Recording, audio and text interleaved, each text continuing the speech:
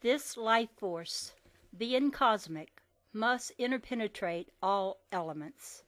This is in reality the force that stimulates all cellular growth, allows it to expand, and become the growth of the body as well as the growth of plants. In fact, it is incorporated with all growth of every description, and is the sustaining element of life. It becomes that which imbibes life as well, for like every other force, it is both positive and negative, and acts and reacts within itself, just as whirling currents of air act and react within themselves. One might say that the air breathes or moves and, at the same time, is acting within itself and upon itself. The method of consciously appropriating the universal cosmic life force, or prana, is commonly called pranayama. One might call it prana breathing, or the practice of consciously breathing the cosmic life force. The exact procedure is difficult to define, and it would take too much time and space to give the entire technique of the pranic breath. The technique for starting the operation is proper breathing. Then one may, with care and sincerity, find his own method for the balance of the process.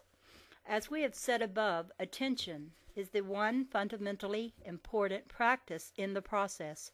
Attention to the highest source of energy existing, that all-surrounding presence that you call God.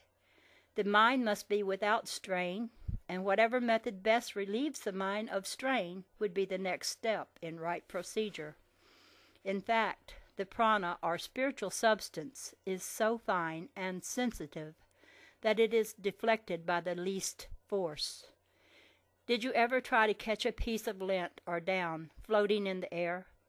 Every tense or quick movement to grasp it only drove it away. But a quietness that was like letting it come between your fingers of its own volition was the proper technique for grasping it. That is as nearly an illustration as one could give. It is also like trying to remember something you have forgotten. If you make strong mental effort, you do not remember, but if you let the mind rest, become quietly reflective, then the idea comes quickly within the mind. So with the prana, it is breathed into the nature through quietness and confidence. Every phase of the mind must be free and the body completely relaxed. One must have a sense of complete freedom and complete expansion, as if the cells of the body were actually moving out from each other until they almost stood apart. This practice may be continued until one forgets the sense of physical limitation altogether. Then one is in the most perfect state, mentally and physically, to receive this universal substance into his whole being. It then has access to every cell of his being. It becomes the sustaining and invigorating element of life, and especially of the human body. This method of control causes the body to keep young and vibrant. It is a sustaining and invigorating practice that allows the cells and tissues of the body to expand, thereby giving greater oxidation to the body. It is a complete spiritual airing of every cell of the body to the original ethers from which it came. Just as in a ray of light you find the various colors, so in prana do you find all the elements of life. That is the real essence of all the lesser forces. Prana is not oxygen, but it is that which gives life to the oxygen, the actual life within the oxygen. It is that which gives force to electricity, consciousness to mind. In other words, it is the reality existing within and standing back of and sustaining all lesser forces. It is called the Spirit of God in the Scriptures. Pranayama, spiritual breathing, allows the proper expansion of all the elements taken into the body for the body's growth, and because of this expansion, all the elements are oxidized or aired, as we say. when we expose things to the air or sun to become freshened. Just so, when the body is relaxed, when the mind and spirit are freed, when the whole nature expands to consciously allow the prana to interpenetrate throughout the entire being, the whole nature is freshened, revived, refreshed, fed. This is pranayama, or the art of spiritual breathing. But attention is the fundamental secret of the practice. You even have to give attention to the sun in order to gain the greatest benefit from a sun bath. It is through this practice that certain yogi are able to suspend animation for certain periods of time. This rests the whole system and renews it for the contact with its origin or source. It is restored, and the original life elements are again contacted by the flesh itself. In the same way and with the same results, they suspend respiration. It is like coming up out of the water into fresh air after one has been submerged for a period. To try to suspend animation and respiration would only be to drown yourself literally, but to expand yourself and so relax yourself that you begin to consciously sense the life-giving ethers makes one so much alive, so vitally filled with life, so refreshed and fed that one has no need of the outer breath or the outer activities of the body. He becomes alive from within.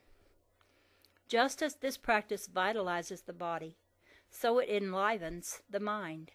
The reason men do not think well is because the mind is too tense, too compressed, so to speak, so that it does not function freely. Under the practice of pranayama, the whole nature is expanded and functions more freely and completely. It is like loosening bearings that are too tight on a machine and letting the oil penetrate through it. It then moves more freely. Memory, in this case, comes in from 1,000 different sources, and one remembers what he was in the beginning. It comes without any effort at all, and anything he wants to know comes instantly and easily into his mind. Inasmuch as prana interpenetrates all, there must be a close relationship between prana and that function of the mind. Prana allows no division in function, for it unites all the functions of the individual with the universal. It is, of course, universal and opens a way for all activities, thousands and thousands of activities at the same time. Prana is an emanating energy underlying all substance. Of course, substance in its original state is energy, and energy is substance.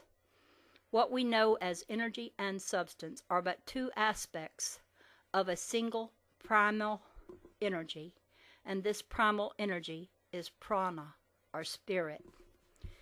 We may more truly say that prana is one of the elements of spirit, for spirit is not only energy, but intelligence and substance. It is more subtle than ether.